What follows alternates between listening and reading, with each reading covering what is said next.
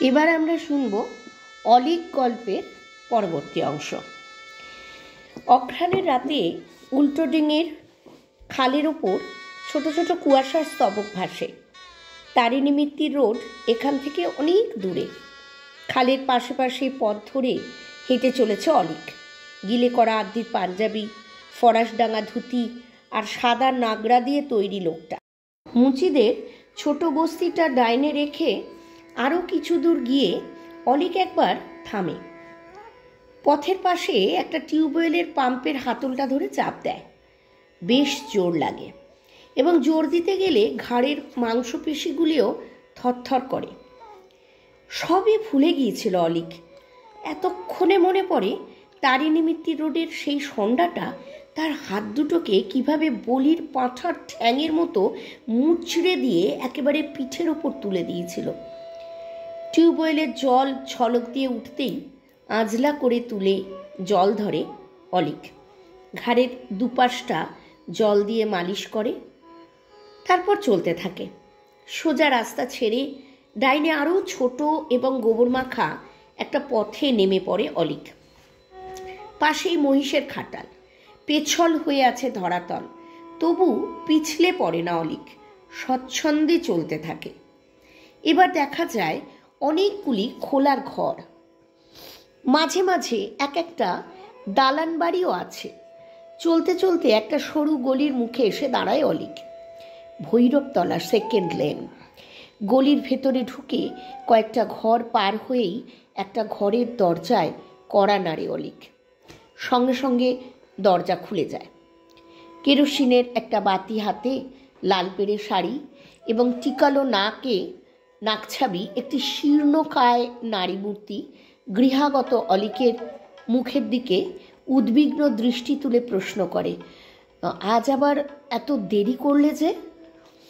একমুখ হাসি হেসে ঘরে ঢোকে অলীক এবং আদ্যির পাঞ্জাবিটা সাবধানে গা থেকে খুলতে খুলতে উত্তর দেয়, আজকের মিটিংয়ের ব্যাপারটা অনেক দূর গড়িয়েছিল বউ, সামলাতে বেশ বেগ পেতে হয়েছে। নাকছাবি বলে, এমন মিটিংয়ে না গেলেই নয়। না গেলে আমার কোনো ক্ষতি নেই, কিন্তু আর 5 জনের যে ক্ষতি হয় বউ। ছাড়া পাঞ্জাবিটাকে আস্তে আস্তে মেঝের ওপর রাখে অলীক। নাগরা জোড়া খুলে ঘরের কোণে সযত্নে রাখে। ফরাসডাঙ্গা ছেড়ে গামছা পরে পালক ছাড়ানো একটা পাখির মতোই দেখায় অলীককে। কতটুকুই বা দেখতে, কত দুর্বল, কি রোগা একটা মানুষের শরীর। নাকছাবি প্রশ্ন করে, মিটিংয়ে মারামারি হয়েছিল বুঝি? অলীক বলে, হতে দিলাম আর কই। যখন মিষ্টি কথায় কেউ শান্ত হলো না, তখন আচ্ছা করে ধমক দিয়ে দুদলকে দুদিকে সরিয়ে দিলাম। নাকছাবি কি নিয়ে ঝগড়াটা বাঁধল? অলীক বলে, ওই সেই কন্ট্রোল নিয়ে। একদল স্বদেশী বলে কন্ট্রোল চাই, আর একদল স্বদেশী বলে চাই না। শেষ পর্যন্ত আমাকেই মাঝখানে পড়ে একটা আপোষ করিয়ে দিতে হলো। নাকছাবি, কি আপোষ হলো? অলীক, মাসে 15 দিন কন্ট্রোল থাকবে আর 15 দিন থাকবে না, তারপর আবার 15 দিন কন্ট্রোল, এইরকম আর কি। দুদলই খুশি হলো। কুলুঙ্গি থেকে এক টুকরো কাপড় কাচা সাবান তুলে হাতে নেয় অলীক এবং একটা নারকেলের আঁচি নেড়ে চেড়ে আক্ষেপ করে, সোডাটা যে তোর কাঁথা কাচতেই একেবারে শেষ করে দিয়েছিস বউ, এখন আমি কি করি বলতো? নাকছাবি বিরক্ত হয়। এই মাঝরাতে আবার কাছাকাছি আরম্ভ হলো। মরণ আমার। এক হাতে জলের বালতি আর এক হাতে একটা লোহার রড নিয়ে অলীক দরজার দিকে এগিয়ে যায়। গলি পার হয়ে পাকা রাস্তার কিনারা থেকে একটা হাইড্রেন্টের মুখ খুলে জল আনতে হবে। যেতে যেতেই বলে, স্বদেশি বেটাদের ধস্তাধস্তির মধ্যে পড়ে জামা কাপড়ে বেশ ময়লা লেগেছে বউ, এক্ষুনি কেচে না রাখলে দাগগুলো পেকে যেতে পারে। কাল আবার মিটিংয়ে যাবার সময় যাতে। নাকছাবি বাধা দিয়ে অপ্রসন্নভাবে বলে, কালও আবার মিটিং আছে নাকি? অলীক বলে, আছে, এই অঘ্রাণ মাসের মধ্যেই আরও 4টে মিটিংয়ের দিন আছে, তারপরেই কিছুদিন আবার রেহাই পাওয়া যাবে। নাকছাবি এইবার রাগ করে একটু ঝাঁঝালো স্বরে বলে, তাহলে এই অঘ্রাণ মাসের মধ্যেই আমার মরণ হবে, চিতের জন্য কাঠ জোগাড় করো। দরজার চৌকাঠের কাছে দাঁড়িয়ে অলীক একটু বিব্রতভাবে প্রশ্ন করে, তুই এত ঘাবড়াচ্ছিস কেন বল দেখি? নাকছাবি বলে, এই মাসটা শুধু মিটিং করে যদি কাটিয়ে দাও তো ক্লাবে আবার যাবার আবার ফুরসত পাবে কখন? আর পাওনা কমিশনের টাকাগুলোই বা আনবে কখন? বলতে বলতে হঠাৎ উত্তপ্ত হয়ে ওঠে নাকছাবির কণ্ঠস্বর। ঘরে 2 কুড়ি ঘুঁটে পর্যন্ত নেই যে এই পোড়া কপালে আর একটু আগুন দেব। সেই মুচিদের কাছে হাত পেতে ধার করে মরছি, আর দেবে নে বলে দিয়েছে। এ মাসটা চালাবো কি করে? গলির বাইরে অন্ধকারের দিকে একবার 2 চোখ তুলে তাকায় অলিক, তারপরেই মুখ ফিরিয়ে রুষ্টা নাকছাবির দিকে তাকায়। অতি শান্ত ও কোমল কণ্ঠস্বরে অনুনয় করে অলিক বলে, একটু আস্তে কথা বলবো, অবুঝ হোসনি। তারপরেই আরও কোমল স্বরে অলিক আবেদন করে, চালিয়ে নেব, এই অঘ্রাণ মাসটা কোনো মতে চালিয়ে নে। শুনেছি পৌষ মাসে কোনো মিটিংয়ের তারিখ হয় না, এই মাসটা শেষ হলেই ক্লাবে যাব আর কমিশনও নিয়ে আসবো। লাল পেড়ে শাড়ি, টিকলো নাকে নাকছাবি, শীর্ণকায় নারী মুক্তি অলিকের মুখের দিকে তাকিয়ে হঠাৎ অন্যরকম হয়ে যায়। চোখের দৃষ্টিটাও কেমন যেন মমতা মন্থর হয়ে ওঠে। এমন মানুষকে গঞ্জনা দিয়ে আর লাভ কি? 10 জনের উপকার করবার শখে এমনই মেতে আছে যে নিজের হাড়ির জন্য 2 মুঠো চাল ডালের পয়সাও রোজগার করে আনবার সময় পাচ্ছে না। সময় মতো ভাত পায় না, পেলেও পেট ভরার মতো হয় না। পুজো পার্বণের দিনেও 2টো ক্ষীর ছানার জিনিস পেটে পড়ে না। তবুও কি মানুষটা কোনোদিনও মনের দুঃখে একটুকু রাগ করলো? ভগবানের যেন চোখ নেই, নইলে এমন মানুষ কষ্ট পায়। আদুর্গা রোগা এতটুকু একটা শরীর, পরিধানে ছোট একটা গামছা, এক হাতে একটা লোহার রড আর এক হাতে বালতি, দাঁড়িয়েছিল অলিক দরজার চৌকাঠের কাছে। কেরোসিনের বাতির ধোঁয়াটে আলোর মধ্যে কেমন একটা ছায়া ছায়া হয়ে দাঁড়িয়ে আছে, যেন সংসার বিরাগী একটা সন্ন্যাসীর মূর্তি। অলিককে যেন নতুন করে চেনবার চেষ্টা করছে তার 20 বছরের জীবন সঙ্গিনী, এই লাল পেড়ে শাড়ি আর টিকলো নাকছাবি। 20 বছর ঘর করেও মানুষটাকে যেন সে ঠিক চিনে উঠতে পারেনি। তাই মাঝে মাঝে ভুল হয়। তাই এমন সন্ন্যাসীর মতো, যার মন রাগ নেই, লোভ নেই এবং দুঃখ করে না, এমন একটা মানুষকেও কতবার কত কটু কথা বলতে হয়েছে। কিন্তু ভগবানও কি চিনতে ভুল করেছে? নইলে মানুষটাকে দিন রাত এমন একটা হাভাতে অদৃষ্ট সহ্য করতে হয় কেন? খুবই আস্তে আস্তে এবং শান্ত স্বরে সে বলে, মিটিং থেকে কিছু খেয়ে ফিরেছ তো? অলিক, না। নাকছাবি বলে, তাহলে 2 মুঠো চাল ফুটিয়ে দিই। অলিক বলে, আরে না না, ওসব কিছু করিসনি। তুই তো জানিস মিটিংয়ে গেলে আমার খিদে মরে যায়, এখন খেলে অসুখ করবে। জল আনতে বের হয়ে যায় অলিক। মেঝের ওপর মাদুর পেতে মাথার নিচে একটা ছোট ছেঁড়া কাপড়ের পুটুলি গুজে দিয়ে শীর্ণকায় লাল পেড়ে শাড়িও শুয়ে পড়ে নিশ্চিন্ত মনে। অঘরে ঘুমিয়ে পড়তেও তার আর দেরি হয় না। অঘ্রাণের রাত আর একটু গভীর হয়। উল্টো ডিঙির খালের কুয়াশা রাতের আকাশে ক্রমেই ওপরে ওঠে। ভৈরবতলার সেকেন্ড লেনে এক অলিকের ঘরের দরজার বাইরে একখণ্ড তক্তার উপর কাপড় কাচার শব্দ আছাড় খেয়ে পড়তে থাকে। তার ওই আদ্যি ফরাসডাঙা আর নাগরার ধপধপে সাদার উপর একটুও ময়লার দাগ সহ্য করতে পারে না অলিক। রাত বাড়ছে, এখন শুধু 1 দফা সাবান কাচা করে পাঞ্জাবি আর ধুতিটাকে খুব হালকা নীলের জলে চুবিয়ে রাখতে হবে। সকাল হতেই আরম্ভ হবে আবার, এবং প্রায় বিকেল পর্যন্ত চলবে অলিকের এই কাপড় চোপড় সাদা ধবধবে করার সাধনা। এ কাজেও অলিক হাতটা পাকিয়েছে ভালোই। ভোরে ঘুম ছেড়ে উঠেই সবার আগে একটা কাঠের গামলায় রিঠে ভিজিয়ে রাখে। তারপর কাঁচা পাঞ্জাবি আর ধুতিটাকে 1 দফা ছায়ায় আর 1 দফা রোদে শুকিয়ে নিতে হয়। কলপ দেয়া বাকি থাকে যতক্ষণ না টিকলো নাকে নাকছাবি 1 বাটি ভাতের ফ্যান এনে দেয়।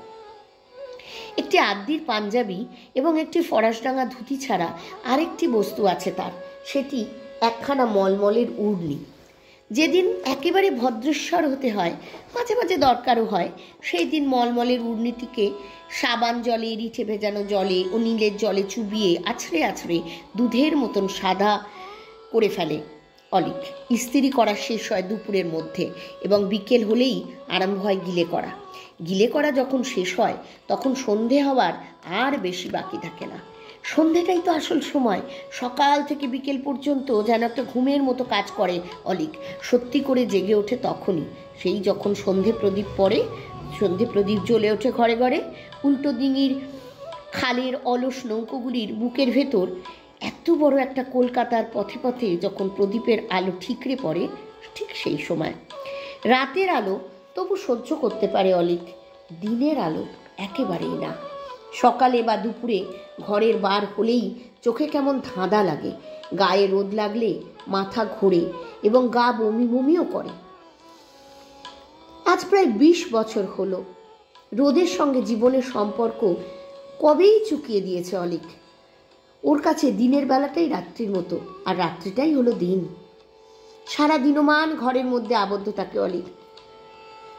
রাত্রিবেলা সে বের হয়, বাইরের জগৎ ওকে চেনে না। ভৈরবতলা সেকেন্ড লেনের এই ক্ষুদ্র স্যাঁতস্যাঁতে ও অন্ধকারময় ঘরটাও তাকে চেনে না। ঘরের মেঝেতে মাদুরের ওপর এই অঘ্রাণের রাতে গুটুসুটি হয়ে শুয়ে আছে যে লাল পেড়ে শাড়িটা অলিকের 20 বছরের জীবন সঙ্গিনী। একমাত্র সেই বোধহয় শুধু স্মরণ করে রেখেছে সন্ন্যাসীর মতো মন আর গামছা পরা ওই হাড় সার রোগা লোক মানুষটার দেশ কোথায়, তার নাম কি, বাপের নামটাই বা কি। কিন্তু এটা কি একটা পরিচয় হলো? এবং স্বেচ্ছায় 20 বছর আগেকার পরিচয়েরও কি এখন আর কিছু আছে? বাড়িওয়ালা জানে ওর নাম নুটবিহারী, লেনের বাসিন্দারা জানে লোকটা হলো হরিপদ, মুদি জানে উনি হলেন মহাদেব বাবু, আর পুলিশের খাতায় যে কত নামে লোকটার পরিচয় লেখা আছে তার কোনো ইয়ত্তাই নেই। এই এক একটা জন্মের ঘটনার পরেই তার জন্ম হারিয়ে যায়, ঠিকানা হারিয়ে যায়, যেন মনে হয় সে আবার পুনর্জন্ম লাভ করেছে। তার এক একটা নতুন ঠিকানা হয়, সরকারি হাতকড়া আর পরোয়ানা মাসের পর মাস, বছরের পর বছর তাকে খুঁজে খুঁজে হয়রান হয়ে যায়, কিন্তু ধরা দেয় না সে। তাই সে অলিক। কে ধরবে তাকে, যার নাম এত নশ্বর, ঠিকানা এত ক্ষণস্থায়ী? কিন্তু আজও 20 বছরের ঘরণী ওই টিকালো নাকে নাকছাবিরও সাধ্য হয়নি যে অলিকের খাঁটি পরিচয়টুকু বুঝতে পারে। বুঝবার সুযোগও দেয়নি এই শান্ত দান্ত সন্ন্যাসীর মতো মানুষটা। বছর কয়েক আগেও মানুষটার বয়স যখন কম ছিল, শরীরটাও এত রোগা ছিল না, তখন মাঝে মাঝে দিন কয়েকের জন্য ঘর থেকে উধাও হয়ে যেত। ফিরে আসতো কিছু কাপড় চোপড়, কিছু বাসনপত্র, কিছু টাকা পয়সা এবং কিছু সোনার উপর টুকরো টাকরা নিয়ে। লাল পেড়ে শাড়ি জানতো তার স্বামী মফস্বলে অর্ডার সাপ্লাইয়ের কাজ করে এবং সেখান থেকেই সে প্রতিবার ফিরে আসে। এছাড়া আর কিছু জানবার সুযোগ দেয়নি অলিক। অর্ডার সাপ্লাইয়ের কাজটা ছেড়ে দেবার পর এবং শ্যামবাজারে এক গলিতে এসে বাসা নেবার পর কয়েকটা বছর প্রতি রাত্রেই ঘর থেকে বের হয় অলিক, আর ফিরে আসে সেই রাত শেষ হবার আগে। লাল পেড়ে শাড়ি জেনেছিল যে স্বামী তার একটা নাইট ডিউটির চাকরি করছে, কিন্তু জানলেও বুঝতে একটু দেরি হয়েছিল লাল পেড়ে শাড়ির। রহস্যময় অন্ধকার সেই নাইট ডিউটিটিকে সন্দেহ না করে সে পারেনি। সন্দেহ করতে করতে একদিন কেঁদেও ফেলেছিল লাল পেড়ে শাড়ি। সে রাত্রিটা ছিল শিবরাত্রি। বাইরে যাবার জন্য প্রস্তুত হচ্ছিল অলিক। হঠাৎ লাল পেড়ে শাড়ি এসে বাধা দিয়ে হাত চেপে ধরল অলিকে। যেতে দেব না। কেন, কি হলো? কিচ্ছু বুঝি না। এইটা তুমি মনে করছো? কি বুঝেছো? চরিত্রের নষ্ট করা মানে নাইট ডিউটি। হো হো করে হেসে ওঠে অলিক। আরে আমার চরিত্রের থাকলে তো নষ্ট করব। হাসি থামিয়ে তারপর একেবারে প্রমাণ দিয়ে লাল পেড়ে শাড়িকে বুঝিয়ে দেয় অলিক, চরিত্রের নষ্ট করতে হলে রাতের বেলা ঘর থেকে টাকা নিয়ে বের হতে হয় এবং ফিরে আসতে হয় খালি হাতে। আমার মতো খালি হাতে বের হলে আর টাকা হাতে ঘরে ফিরলে চরিত্রের নষ্ট করা হয় না বউ, বুঝলি এবার? লাল পেড়ে শাড়ি তখন বুঝেছিল, তাই আর কোনো বাধা দেয়নি। অনেক দিন আগে সেই নাইট ডিউটির রাজত্বকালেই তালতলায় একটা পুজো বাড়িতে ভিড়ের সঙ্গে মিশে একবার যাত্রা গান শুনতে হয়েছিল অলিককে। অভিমন্যুর মৃত্যুটা দেখবার জন্যে নয়, আশেপাশের লোকগুলির পকেটগুলির দিকে তাকাবার জন্যে, একটা বাচ্চা মেয়ের গলার সোনার হারটার উপর দিকে লোভ দেবার জন্যে, তার উপর কারবার করার জন্য। অভিমন্যুর মৃত্যুর সময় ভিড়ের চোখগুলি একটু ঝাপসা হয়ে উঠতেই কারবার শেষ করে সরে গেল অলিক। চলে যাবার সময় চোখে পড়ল অলিকের অভিমন্যুটা এরই মধ্যে উঠে এসে সাজঘরের কাছে দাঁড়িয়ে চা খাচ্ছে আর হাসছে। আসরের লোকগুলো কিন্তু তখনও চোখের জল মুছছিল। দেখতে ভালোই লেগেছিল অলিকের। এই তো একটা খাঁটি মানুষের জীবন। যাত্রার অভিমন্যুর মতো আসরের ভিড়কে কাঁদিয়ে দিয়ে সরে পড়ো আর হেসে হেসে চা খাও। খুব সম্ভব সংসারটাকে একটা যাত্রা গানের আসর বলেই ধরে নিয়েছে অলিক। এই আসরে প্রতি রাত্রির আলোকে আর অন্ধকারে তার এক একটি ভয়ানক অভিনয়ের আঘাতে কার যে কী সর্বনাশ হয়ে যায় তার জন্য কোনো মাথা ব্যথা নেই অলিকের। যাত্রার অভিমন্যুর মতো পালা শেষ করেই অনায়াসে সে হেসে হেসে চা খেতে পারে। কোনো আক্ষেপ নেই অলিকের মনে। তার কাজের আঘাতে কে বঞ্চিত হলো, কে দুঃখ পেল, আর কেই বা হায় হায় করে উঠল পিছন ফিরে তাকিয়ে দেখবার কোনো কৌতূহলই তার নেই। যা হলো তা পেছনেই পড়ে রইল। নাইট ডিউটির খাটনি আর হয়রানির পালা অতীত হয়ে গেছে। সে বয়স নেই, সেরকম রাত বেরাতে দৌড়াদৌড়ি করে খাটবার সামর্থ্যও নেই। কিন্তু মাঝে মাঝে একটা ক্লাবে যায় অলিক এবং কমিশন নিয়ে ঘরে ফিরে আসে। এর চেয়ে বেশি কিছু জানবার এবং জানাবার প্রয়োজন মনে করেনি অলিক। স্বামীর কৃতিত্বে ও প্রেমে গরমিনী এই লাল পেড়ে শাড়িকে। অনেক জেলের ভাত খাওয়া এক দাগি এবং ঘাঘু ওস্তাদের একটি আড্ডা, অলিকের ভাষায় যার নাম হলো ক্লাব। এই বেআইনি আড্ডার কিছু কিছু মালপত্র আইনসম্মত দোকানগুলির কাছে বিক্রি করিয়ে দিয়ে 2-10 টাকা কমিশন পায় অলিক। তাই ভৈরবতলার সেকেন্ড লেনের একটা ক্ষুদ্র ঘরের নিভৃতে মাটির হাঁড়িতে কয়েক মুঠো প্রাণ বাঁচানো চাল ডাল সেদ্ধ হয় এই কমিশনের পয়সার জোরে। এই ক্লাবটা আছে বলেই এই সহজ সরল রোজগারেও মাঝে মাঝে বাধা দেখা দেয়, বেগ পেতে হয়। পুলিশের জ্বালায় ক্লাবও প্রায় ঠিকানা বদলাতে বাধ্য হয়। এই বাধার চেয়েও বেশি খারাপ একটা বাধা দেখা দিয়েছে আজকাল, বাইরের নয় মনের। অলিকের ওই মিটিংয়ে যাওয়ার শখ। কে জানে কেন, হয়তো বয়সটা একটু বেড়েছে বলেই এত ঘন ঘন মিটিংয়ে গেলে ক্লাবে যাওয়া আর হয় না, রোজগারও হয় না। মাঝে মাঝে দিন রাতের মধ্যে একবেলাও উনুনে আগুন জ্বলে না, হাঁড়ি খাখা করে। উপর শরীর নিয়ে লাল পেড়ে শাড়ি মাদুরের ওপর পড়ে থাকে এবং দুনিয়ার মিটিংগুলোর ওপর রাগ না করে পারে না। বিকেল ফুরিয়ে যায়, সূর্য ডোবে, সন্ধে নামলেও আজ আর সানাইয়ের শব্দ জাগে না কোথাও। তবু একবার ছটফট করে ওঠে অলিক। তারপরেই বেশ ভালো করে আদ্দি, ফরাসডাঙ্গা আর মলমল জড়িয়ে প্রস্তুত হয়। 6টা বাজতে কয়েক মিনিট বাকি আছে। আশু পোদ্দারের গলির শেষ প্রান্তে 3তলা বাড়ির ফটকের থাম দুটো কত বড়। একটা থামের গা ঘেঁষে টুলের উপর দরওয়ান বসে আছে, নীল রঙের উর্দি আর হলদে রঙের পাগড়ি পরে। গিলে করা আদ্দি আজ তার অলিকতার সব দুঃসাহস দিয়ে যেন বিমল কুঠিরকে অধিকার করেছে। ফটকের সম্মুখে সিমেন্ট বাঁধানো ফুটপাতের অংশটুকুর ওপর আস্তে আস্তে অথচ শক্ত করে পা ফেলে পায়চারি করে অলিক। অস্থির হয়ে ওঠে চোখের তারা দুটো। সময় তো হয়ে এলো, কিন্তু কই, কেউ তো আসছে না। মাঝে মাঝে পায়চারি থামিয়ে এবং এক হাতে কোঁচার প্রান্ত ধরে বিশুদ্ধ আভিজাতিক ভঙ্গিতে পথের দূরান্তে দৃষ্টি নিক্ষেপ করে। বিরাট বিমল কুঠিরের সমস্ত সত্ত্ব দখল করে কত শক্ত হয়ে দাঁড়িয়ে আছেন কায়াহীন প্রেত দেহের মতো ওই ভুয়া ভয়ানক স্পষ্ট এক ছোটবাবু। এই প্রেতদেহ জানে আজ এইখানে একটি ভঙ্গির ভুল হলে তার খুলি ফাটা রক্তে ফুটপাত ভিজে যাবে। হাতকড়া, হাসপাতাল, আদালত আর জেল সবই তার চারিদিকে ঘিরে যেন অলক্ষ্যে ওত পেতে বসে আছে এখানে।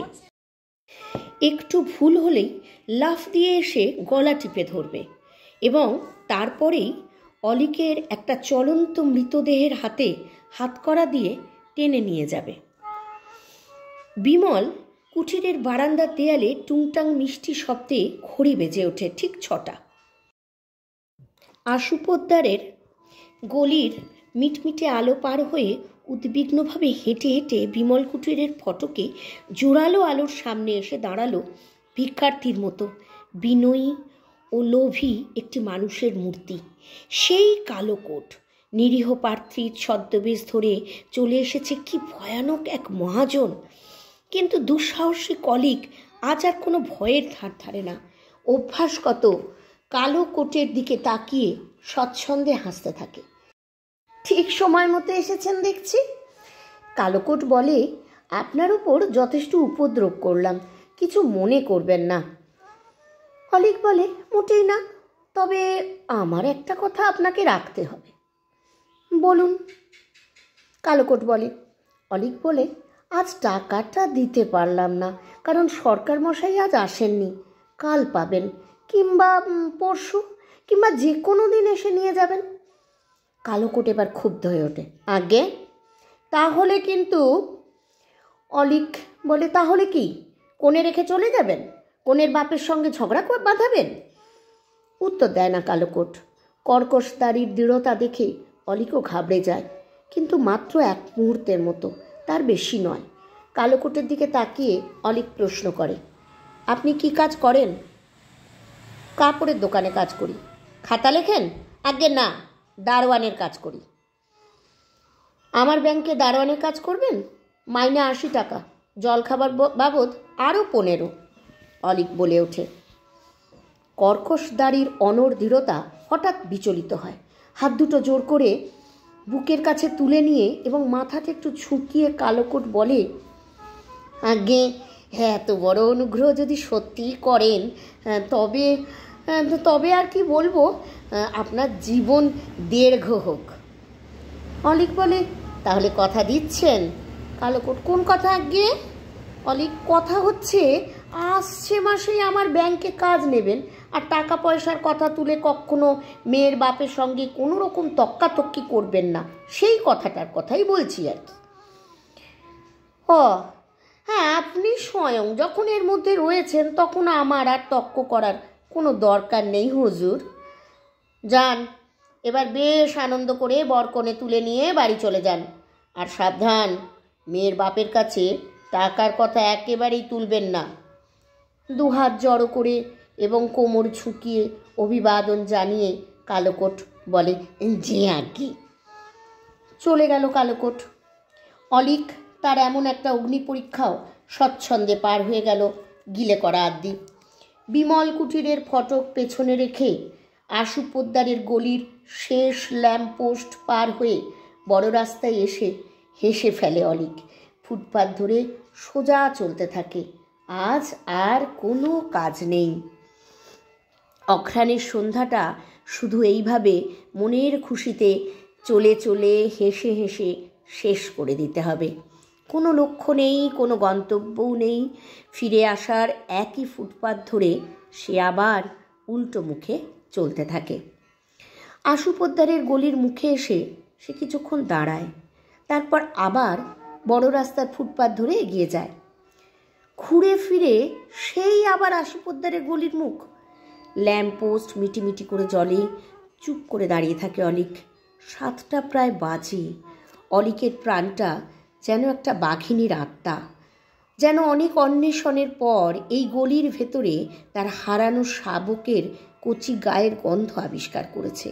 তাই সে ঘুরে ফিরে এখানেই এসে দাঁড়াচ্ছে। গলির পথে আলো অন্ধকারে মেশামেশি রহস্যের দিকে নিষ্পলক চোখে তাকিয়ে থাকে অলিক। টুনিমা কি শ্বশুরবাড়ি চলেই গেল? সানাই বাজে না, আজ বিয়ের তারিখও নয়, আজ শুধু পাড়ায় পাড়ায় মেয়ে বিদায়ের পালা। এপালা দেখতে কেমন? তুরন্ত একটা লোভে আকুল হয়ে জলজল করে অলিকের চোখ। বিয়েবাড়ির আদর আর অভ্যর্থনা চুরি করতে আনন্দ আছে, তার জন্য যথেষ্ট লোভও আছে অলিকের, কিন্তু আজ যেন অলিকের দেহ আর মনের ভেতরে লোভের নাড়িগুলি বদলে গেছে নতুন হয়ে। লোভ হয় একটা মেয়ে বিদায়ের কান্না চুরি করতে, পৃথিবীর মেয়ের বাপগুলির বিষণ্ণ মুখ আর বেদনার্ত চোখগুলিকে নকল করতে, মেয়েকে শ্বশুরবাড়ি পাঠাবার সময় একটি চন্দনের ফোঁটা আঁকা কচি মুখের দিকে তাকিয়ে শখের চোখের জল ফেলতে। লোভ সামলাতে পারল না গিলে করা আদ্যি। জীবনের সব ঘটনা থেকে চিরকাল পালিয়ে এসেছে যে সেই 20 বছরের অলিক, সেই আজ গতকালের একটা পুরনো ঘটনার কাছে একটা নতুন লোভের আবেগে দেখা দিতে ফিরে যায়। জীবনে এই প্রথম। গলির ভেতরে তাড়াতাড়ি পা ফেলে এগিয়ে যেতে থাকে অলিক। হ্যাঁ, ওই তো টুনির মা বিদায় নিচ্ছে। টোপর মাথায়, বর রয়েছে দাঁড়িয়ে তার পাশে। একটা ট্যাক্সি এসে দাঁড়িয়ে আছে। বইয়ের দল মাথার কাপড় টেনে টেনে চোখ ঘষছে। কালো কোটের ওপর গরদের চাদর জড়িয়ে বরের বাপ দাঁড়িয়ে আছে একটা পুটুলি হাতে। বরপক্ষের আরও 2-4 জন দাঁড়িয়ে আছে। পাড়ার কিছু লোকও এসে ভিড় করেছে। টাকমাথা ঠিক টুনির মায়ের পেছনে দাঁড়িয়ে বারবার চোখ মুছছে। ধীরে ধীরে এগিয়ে আসে অলিক, আরও এগিয়ে যায় এবং টুনির মার খুব কাছে এসে দাঁড়ায়। ঘোমটা আছে, তবুও টুনির মার মুখটা স্পষ্ট করেই দেখতে পায় অলিক। কি সুন্দর, কত কচি একটা চন্দনের ফোঁটা আঁকা মুখে অলিকের দু চোখ থেকে ঝরঝর করে জল গড়াতে থাকে। কালো কোট পুটলি হাতে নিয়ে অলিকের সামনে এসে কোমর ঝুঁকিয়ে দাঁড়ায় এবং সসম্ভ্রমে দুহাত তুলে নমস্কার জানায়। হ্যাঁ, আমরা আসি তাহলে ছোটবাবু, অধীনকে মনে রাখবেন। জোরে হাত ঘষা দিয়ে চোখটা একবার মুছে নিয়ে টাকমাথা বিস্মিতভাবে প্রশ্ন করে, কে কে ছোটবাবু? কোন ছোটবাবু? কালো কোট বিরক্তভাবে বলে, আপনার প্রতিবেশী বিমল কুঠিরের ছোটবাবু। টাকমাথা বিমুড়ের মতো চারিদিকে তাকিয়ে প্রশ্ন করে, কোথায় কোথায় তিনি? কালো কোট, আপনার সম্মুখে দাঁড়িয়ে আছেন যিনি, দেখতে পাচ্ছেন না? মেয়ের জন্য এত কি কাঁদলেন যে চোখ অন্ধ হলো মশাই? ইনি তো আপনার জ্ঞাতি ভাই। কালো কোট ভ্রুকুটি করে, তার মানে? টাকমাথা বলে, তার মানে আপনার ছেলের কাকা? বরপক্ষের একটা মজবুত চেহারার লোক এক লাফে এগিয়ে এসে জিজ্ঞাসা করে, কে ছেলের কাকা? গিলে করা আদ্দির দিকে আঙুল তুলে টাকমাথা বলে, ওই যে উনি। পাড়ার লোকের জমাট ভিড়টাও হঠাৎ টলমল করে ওঠে এক মুহূর্তের মধ্যেই, উগ্র হয়ে যেন ঘটনাটাকে চারিদিক থেকে ঘিরে দাঁড়ায়। হল্লা তুলে জিজ্ঞাসা করে, কোন লোকটা কোন লোকটা? অলিকের দিকে কঠোরভাবে তাকিয়ে কালো কোট এবার প্রশ্ন করে, আপনি কে মশাই? পাড়ার লোক চেঁচামেচি করে বলতে থাকে, বিমল কুঠিরের ছোটবাবুকে কে না চেনে, কিন্তু এ বেটা কে মশাই? পরপক্ষের লোকেরা বলে, ছেলের কোনো কাকাই বরযাত্রী হয়ে আসেনি, ছেলের কাকাদেরও কে না চেনে, কিন্তু এ শালাকে? এ শালা একটা অলিক। পাড়ার লোকের মধ্যে একজন চিৎকার করে ওঠে, সঙ্গে সঙ্গে আরেকজন গর্জন করে, দে ফাটিয়ে। স্তম্ভের মতো স্থির ও নির্বাক গিলে করা আদ্দির পেছন থেকে একটা জুতোর বাড়ি হিংস্র হয়ে আছড়ে পড়ে ঠিক তার বাঁ চোখের ওপর। মলমলের উড়ুনি দিয়ে চোখ চেপে ধরে অলিক। পর মুহূর্তে জনতার কঠিন ব্যূহটাকে যেন একটা শৃঙ্গী জানোয়ারের মতো ঢু মেরে ভেদ করে আর মুক্ত হয়ে সে দৌড় দেয়। তাড়া করেও ধরা যায় না। আশুপত্তারের গলির আলো আর অন্ধকার থেকে যেন এক নিমেষের মধ্যে অদৃশ্য হয়ে যায় অলিক। ভৈরবতলার সেকেন্ড লেনের ধুলোতে অঘ্রাণের সকালে চারিদিকের ঘিঞ্জির এক ফাঁকে কয়েক মুঠো মিষ্টি রোদ এসে লুটিয়ে পড়ে। উল্টো ডিঙির খালের কুয়াশা, উবে যেতে থাকে সেই কুয়াশা। একখণ্ড কাঠের তক্তার উপর আছাড় দিয়ে কাপড় কাছে অলিক। বাঁদিকের ভুরুর উপর ক্ষতের দাগ পড়েছে, হাত দিয়ে ছুলেই বোঝা যায়। আর চোখে দেখা যায় দাগ পড়েছে সাদা মলমলের উড়ুনিতেও, চোখ ফাটা রক্তের ফোঁটা ফোঁটা লাল দাগ। হেসে ফেলে অলিক। সাবান জলে উড়ুনিটিকে একবার চুবিয়ে নিয়ে তারপর জোরে আছাড় দিয়ে কাচতে থাকে। ভেজা লাল পেড়ে শাড়ি পরে টিকালো নাকে নাকছাবি এসে বলে, আমি একবার বাইরে যাচ্ছি।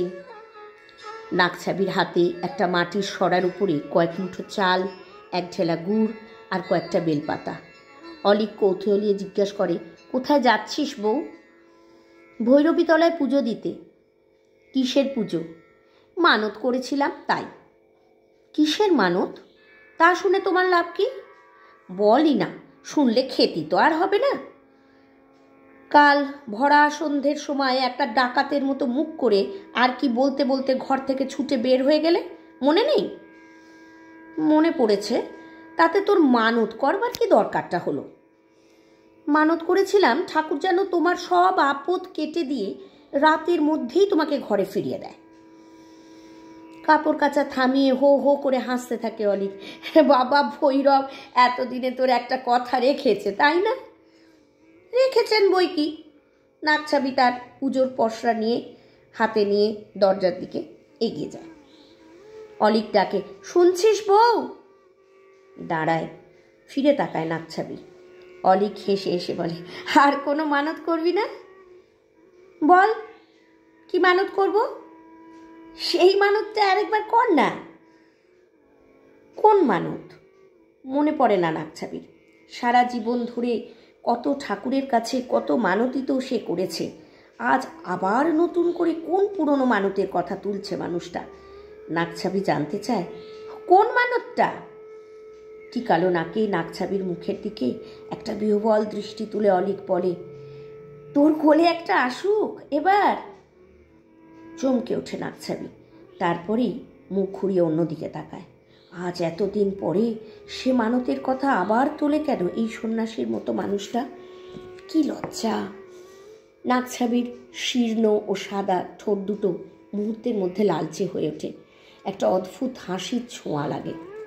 নাকছাবি ব্যস্তভাবে বলে, আমি চললাম। অলিক বলে, থাম থাম, কথাটা ভালো করে না শুনে নিয়ে যাসনি। নাকছাবি,